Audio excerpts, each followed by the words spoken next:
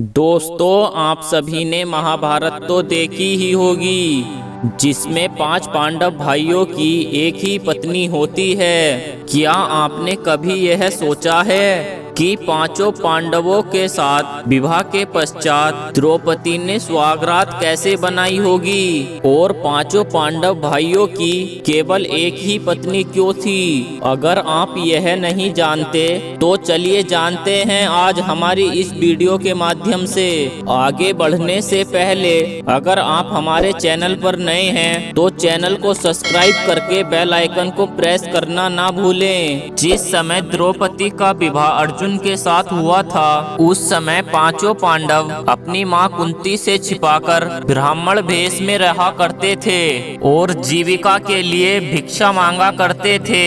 पांचों पांडव जो भिक्षा लाया करते थे उसे अपनी मां कुंती के सामने रख दिया करते थे।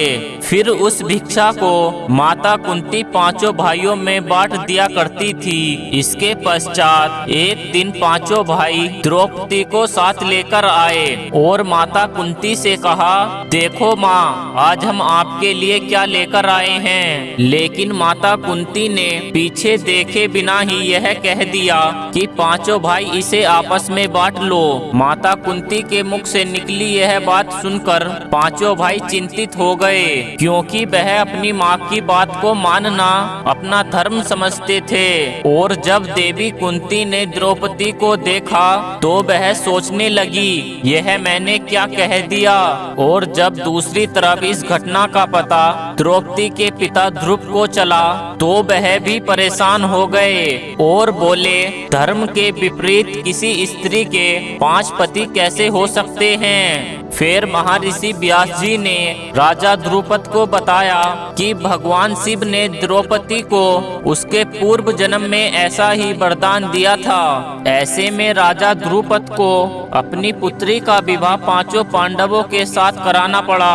और इसके बाद सबसे पहले द्रौपदी और युधिष्ठिर का विवाह कराया गया।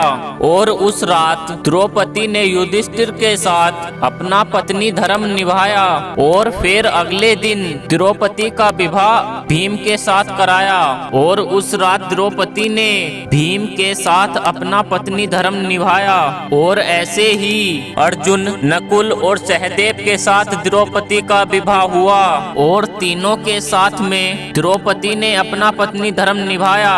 भगवान शिव ने जब द्रौपदी को 5 पति होने का वरदान दिया था तो साथ ही यह भी वरदान दिया था, प्रत्येक दिन वह स्नान के बाद कन्या भाग को प्राप्त हो जाएगी, अर्थात वर्जित हो जाएगी। तो इस प्रकार द्रौपदी ने पांचों पांडवों के साथ पत्नी धर्म निभाया।